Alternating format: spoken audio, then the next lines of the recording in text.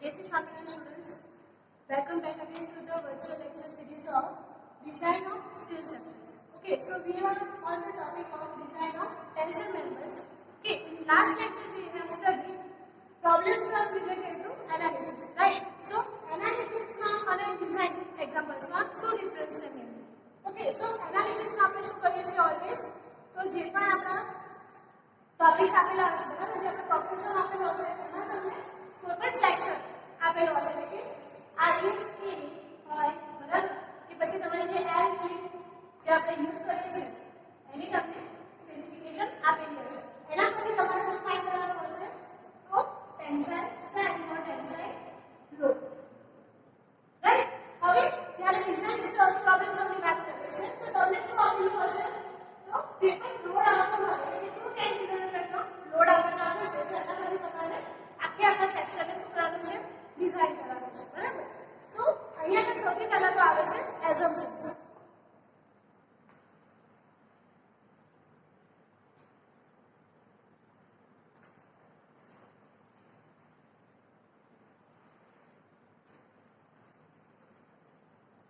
Okay, તો પહેલા જોઈએ આપણે આપણો એક્ઝામ્પલ શું કહેવા માંગે છે? Select a suitable section to carry a factor tensile load of 210 kilo Newton, right? Assuming a single row of M20 bolts and Fy is equal to 250 Newton per mm square. Okay, હવે અહીંયા આપણને આપી દીધું છે કે આપણે gusset plate સાથે આપણી જે ISA પ્લેટ છે કેવી રીતે જોઈન કરેલી છે? So by using bolts. Okay, where its strength is M20. બરાબર, આપણે M20 સ્ટ્રેન્થના bolts એકને પ્રોવાઇડ કરેલા છે.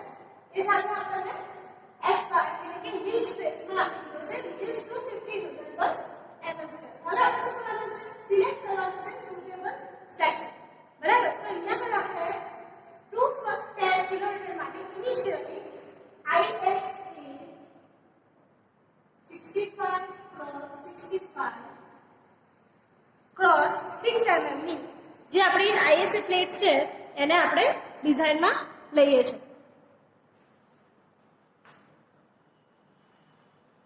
Okay, this is the basic assumption.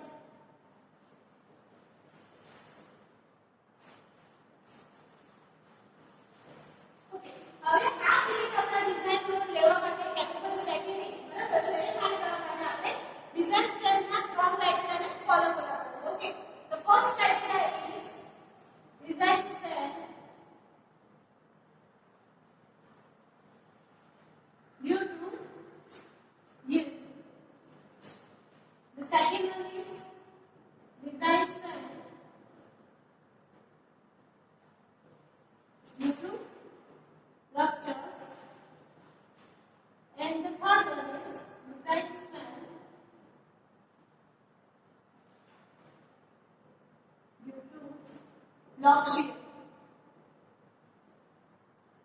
Okay, so ત્રણે ક્રાઇટેરિયામાં આપણે જે ડિઝાઇન સ્ટ્રેન્થ મળે છે એ પ્રમાણે આપણે જે સેક્શન ચૂઝ કરેલો છે એપ્રોપ્રિએટ છે કે નહીં એ હવે ચેક કરવાનું છે. ઓકે, તો ડિફરન્ટ સ્ટેપ વાઇઝ એને આપણે જોઈએ.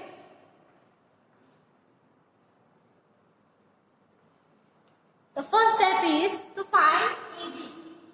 ઓકે, પહેલા આપણે લખીએ કે કેટલી આપણે લઈને રાખવાનું છે. તો E is equal to આપણે આપેલું છે which is 210 kilo Newton. Fy આપણે આપેલું છે 250 Newton per mm square. Where તમને ગામા m ની વેલ્યુ ખબર હશે 1.10. ઓકે, ગામા m1 ની વેલ્યુ ખબર હશે 0.25. ઓકે, આની વેલ્યુ આપણને ક્યાંથી મળે છે? કોડમાંથી, અને ચાર બીજી વેલ્યુ આપણે ઓલરેડી આપી દીધી છે. ઓકે, હવે આપણે જોઈએ છે Ag0. Okay, so what is the equation for Ag0? Where required Ag0 is equal to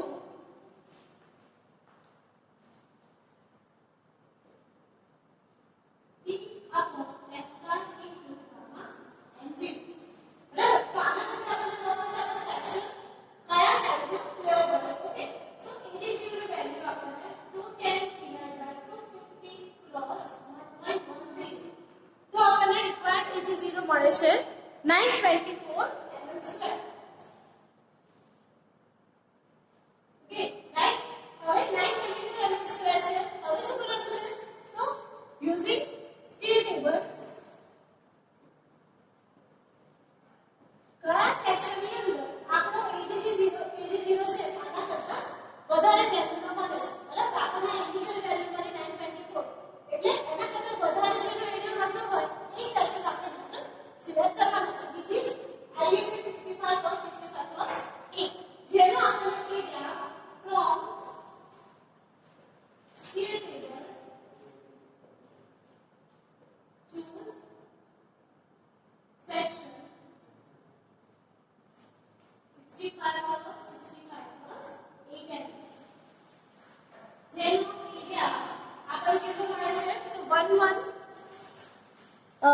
976 mm. That means it is greater than 924 mm. બરાબર 924 કરતા આપણો એરિયા કેવો હોવો જોઈએ એક્ઝેક્ટલી વધારે હોવો જોઈએ બરાબર પછી બહુ વધારે નહીં લેવાનું કે 1000 કે 1100 જેવો થાય છે એવી વેલ્યુ લેવાની નહીં બરાબર થોડી તમે કરતા વધારે એટલે કે 924 કરતા 976 mm ના લીધા ઓકે હવે નેક્સ્ટ સ્ટેપ હવે આપણને ઈઝી મળી ગયા ધેટ મીન્સ આપણે રિવીલ સ્ટેપ ફાઇન્ડ કરવાની છે હવે શોધી શકીશું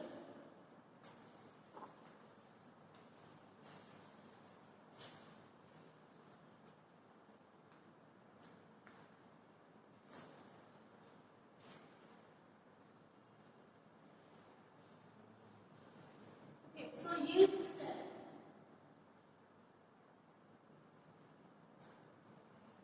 design step due to yielding of section બરાબર તો આપણે જ્યારે design step due to yielding of section ની વાત કરતા હોઈએ તો આપણને શેની વેલ્યુ મળશે TDG બરાબર જે આપણે આ ઇક્વેશન અહીંયા લીધું છે ઓકે સો અહીંયાનો ઇક્વેશન આપણે પુટ કરશું પર P ને કરતા બરાબર that means TDG is equal to AG into F bar upon gamma mg હવે અહીંયા AG તો પૂછવાનું છે તો જે આપણે પ્રોવાઈડ કરીએ છે કે આ કયો છે provide okay so provided value છે આપણી પર AG ના મતલબ કરવાનું ધેટ મીન્સ 976 cross F5 કેટલો છે આપણી પાસે 250 divided by 1.10 that means આપણને TDG કેટલો મળે છે 2 to 1.82 kilometre which is greater than 210 kilometre એટલે કે અહીંયા આપણી ફર્સ્ટ જે રિક્વાયરમેન્ટ છે અહીંયા સેટિસ્ફાઈ થાય છે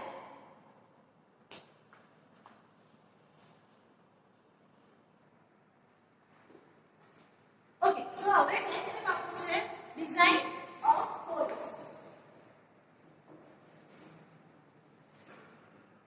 okay why we require to design poles તો આપણને શું આપેલું છે single row of end pending poles તો આપણને એક નથી ખબર કે આપણે કેટલા નંબર ઓફ પોલ્સ ને યુઝ કરવાનું છે તો આપણે પહેલા તો શું જોઈશે એનો ડાયામીટર બરાબર ડાયામીટર પરથી એનો હોલની સાઈઝ બરાબર એટલે કે આપણે ગ્રુપિંગ કેટલું કરવાનું છે એ પ્લસ કેટલા નંબર ઓફ પોલ્સ ની અહીંયા આગળ રિક્વાયરમેન્ટ થશે ઓકે તો ફર્સ્ટ આપણે લઈએ ડાયામીટર ઓફ પોલ્સ સો અહીંયા આગળ આપણે ડાયામીટર કેટલું આપી દીધું છે D 20 mm ઓકે એના પરથી ડાયામીટર ઓફ પોલ મળી જાય આપણને સો 20 plus 2.0 which is 22 mm અહીંયા આગળ ડાયામીટર પોલ આપણો થઈ ગયો 22 mm ઓકે એ પછી આપણને જોઈએ છે minimum pitch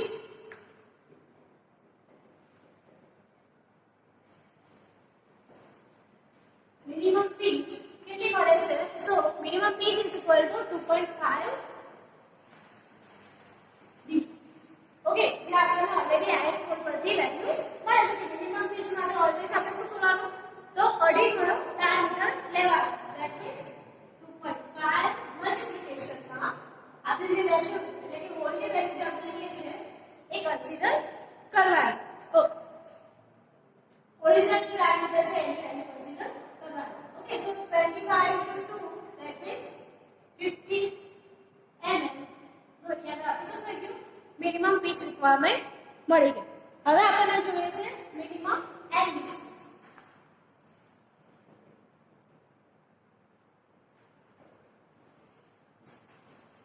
okay so minimum and distance માટે શું ઇક્વેશન છે which is 1.7 into dh એટલે કે 1.7 times dh એટલે કે જે હોલની સાઈઝ છે એના કરતા 1.7 times ઓકે તો 1.7 times multiplied by 22 which is 1.7 plus 22 જે આપણને મળે છે 37.5 mm હવે ડિસ્ટન્સ ક્યારે આપણે પોઈન્ટમાં લેતા નથી ધેટ મીન્સ એને શું કરવું પડશે રાઉન્ડ ફિગરમાં કન્વર્ટ કરવા પડશે એટલે અહીંયા આપણે અરાઉન્ડ 40 mm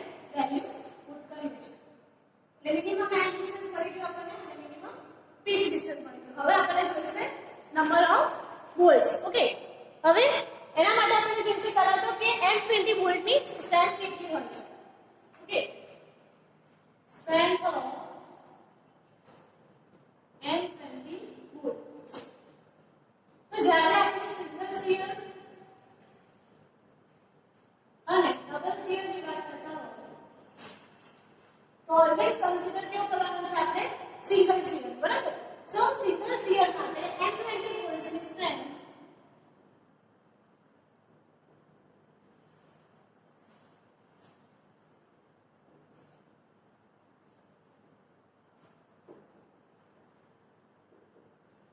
એ આપણે ઓલવેઝ કેટલી મળે છે તો કે 45.3 કિલોન્યુટન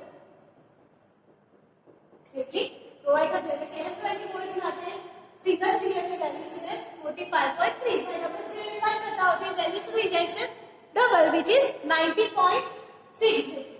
બરાબર. M20 માટે સિંગલ શિયર 45.3 અને ડબલ શિયર માટે 90.6. એટલે અહીંયા આગળ આપણને શું મળી ગયું ડિઝાઇન સ્ટ્રેન્થ મળી ગઈ. હવે આપણે જોઈએ છે નંબર ઓફ વોલ્ટ્સ રિક્વાયર્ડ. હવે આપણે જોઈએ નંબર ઓફ વોલ્ટ્સ રિક્વાયર્ડ. ઓકે, કેવી મળશે આપણને તો આપણી પાસે સ્ટ્રેન્થ મળી ગઈ છે શિયર સ્ટ્રેન્થ 45.3 કિલોન્યુટન પર વોલ્ટ્સ અને ટોટલ જે સ્ટ્રેન્થ છે આપણી પાસે કેટલી આપેલી છે 210 કિલોન્યુટન. સો ટોટલ સ્ટ્રેન્થ જે હોય એના ડિવાઇડેડ આપણે શું કરવું પડે તો strength of wood.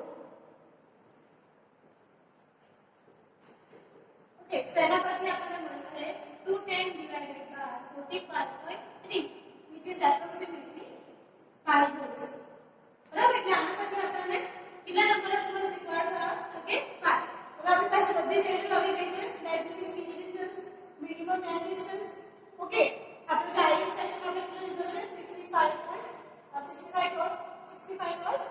8 બરાબર અને 5 વોલ્ટ છે. એના પરથી આપણે શું કરીશું હવે એના રિલેટેડ ફિગરને ડ્રો કરીશું.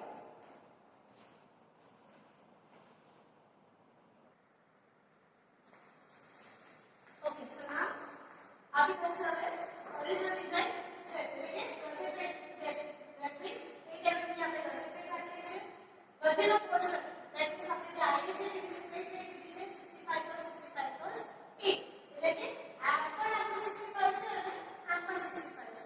એટલે અહીંયા આપણી પાસે કર્વ લાઈન જોઈન્ટ થયેલો છે મેટર કરતું નથી. બરાબર. ઓરિજિનલ લિમિટ 65 છે. આપણે શું કર્યું એને 35 થી આપણે ડિસ્ટન્સ લીધું નીચેના પોર્શન માટે અને 30 નું ડિસ્ટન્સ લીધું ઉપરના પોર્શન. એટલે ઓલવેઝ આપણે શું કરીએ છીએ તો જે આપણે પોઈન્ટ આપણે પ્રોવાઈડ કરીએ છીએ કે નીચેના ડિસ્ટન્સથી વધારે ડિસ્ટન્સ હોવું જોઈએ. ધેટ મીન્સ કે ત્યાં આગળ ટેન્શન રિજન છે. બરાબર. તે ડિસ્ટન્સ જેટલું વધારે હશે વધારે કેપેબલ હશે કે બોલ્ટને સારી રીતે શિયર સ્ટ્રેન્થ આપી શકે. બરાબર. સો વિડ્થ આપણને 65 અને મળી છે. હવે આપણે શું જોઈએ છે એ પોર્શન એટલે કે આપણે ડિઝાઇન સ્ટ્રેન્થ બધું અહીંયા તો જોયું. હવે be that means design strength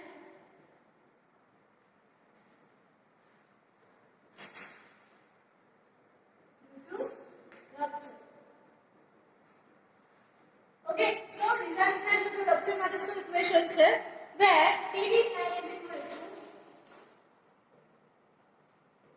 0.9 ALFU divided by gamma m1 plus beta a gamma m2. Okay, so આપણે કઈ વેલ્યુ જોઈએ છે અહીંયા આગળ ANC beta બરાબર એ સિવાય બધી વેલ્યુ આપણી પાસે છે. Okay, so ANC is equal to કેવી રીતે મળશે આપણને પહેલા તો net value of the A. So આપણા સાથે ANC is equal to શું વેલ્યુ છે that means 65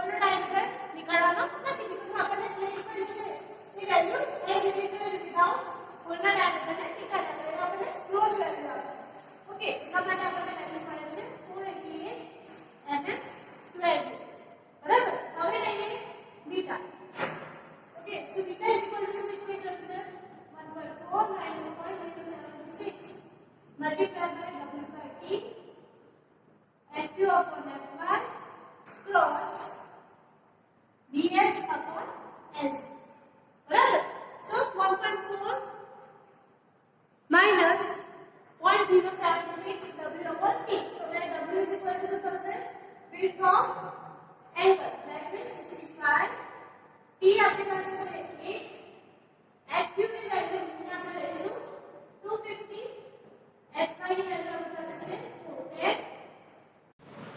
લેગ વિડ્થ આપણને કેવી રીતે મળશે તો જે 65 આપણો જે છે ટોટલ પ્લસ 35 દેટ મીન્સ અહીંયા જે આપણે પોર્શન લઈશું 35 એ આપણી ઓરિજિનલ લેન્થ બતાવશે ઓકે માઇનસ આપણી જે થિકનેસ ઓફ ધી વેબ છે that means 65 plus 35 minus 8 which is 92 mm okay હવે આપણને જોઈએ છે વેલ્યુ ઓફ એલસી હવે એલસી શું છે અહીંયા આગળ દેટ મીન્સ 50 ટાઈમ્સ 4 એટલે કે જેટલા પણ બોલ્ટ છે વચ્ચેનું distance 4 times 50 that means 200 mm okay so આના પરથી આપણને બીટાની વેલ્યુ મળશે which is approximately 1.227 less greater than 0.7 it is beneficial એટલે કે આપણને બીટા જે છે ઓરિજિનલ મળી ગયો હવે બીટાની વેલ્યુ આપણે ઇક્વેશનમાં મૂકશું સો TDN ઇઝ ઇક્વલ ટુ આપણને શું વેલ્યુ મળે છે TDN is equal to 228187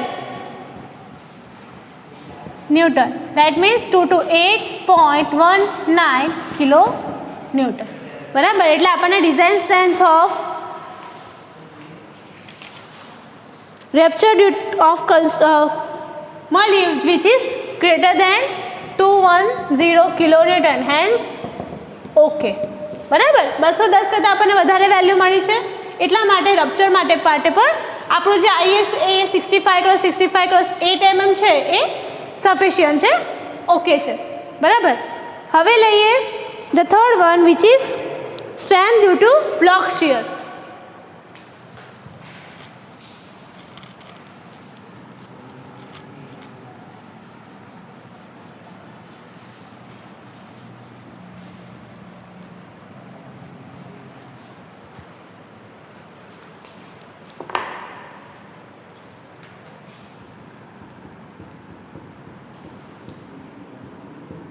okay so strength due to block shear માટે આપણે 2 times TB1 and TB2 find કરતા હોઈએ છીએ ઓકે TB1 TDB2 બરાબર ઓકે સો TDB1 શેના માટે આપણને મળે છે so equation is AVG upon under root of gamma m0 plus 0.9 ATN FU upon gamma m1 0.9 ATN FU upon gamma m1 okay જ્યારે TDB2 ની વાત કરીએ સો એ થોડુંક એટલા કરતાં રિવર્સમાં એટલે કે જે 0.9 વાળી વેલ્યુ લઈએ છીએ એ ક્યાં લઈશું આપણે ફર્સ્ટ AVN મલ્ટીપ્લાય બાય અહીંયા આગળ આપણે શેની વેલ્યુ લેવાની તો કે FY upon gamma √3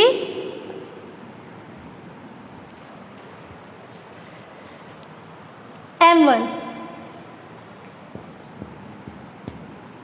બરાબર પ્લસ આગળની વેલ્યુ AVG છે એની જગ્યાએ શું આવશે ATG બરાબર into FU upon gamma m0 okay AVG first અહીંયા આગળ ATG સેકન્ડમાં અને 0.9 ની વેલ્યુ અહીંયા આગળ ઓલ્ટરનેટ કરીએ છીએ આપણે બરાબર FU ની જગ્યાએ અહીંયા આગળ લઈશું FU FY upon √3 gamma m1 બરાબર સો એ પ્રમાણે આપણું ફર્સ્ટ ઇક્વેશન જનરેટ થાય છે ઓકે સો હવે આપણને કઈ કઈ વેલ્યુ જોઈશે સો AVG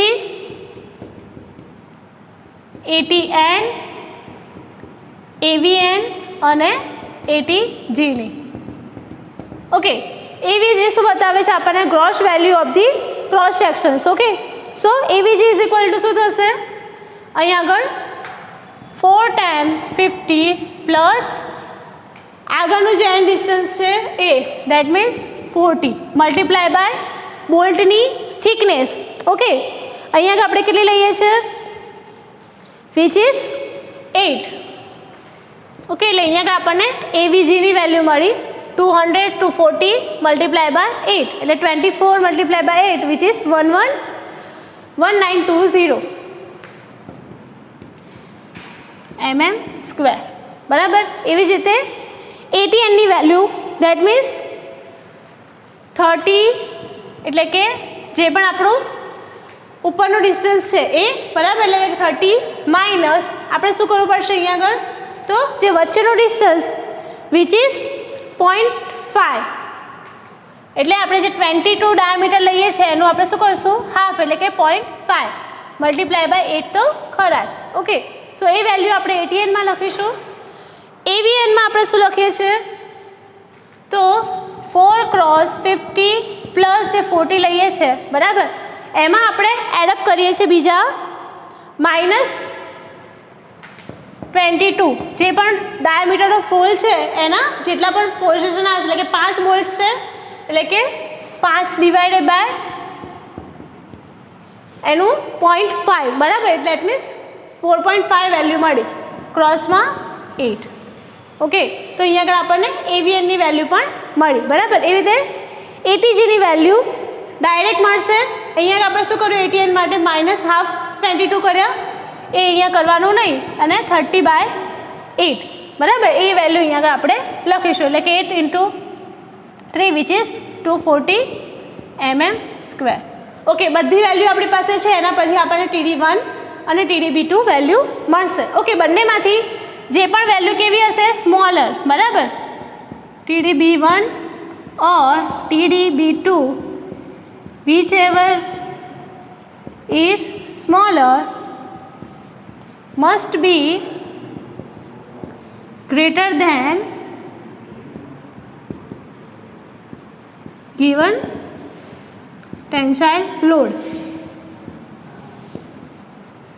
બરાબર તો ગ્રેટર દેન 210 મળે that means ISA 65x65x8 mm is sufficient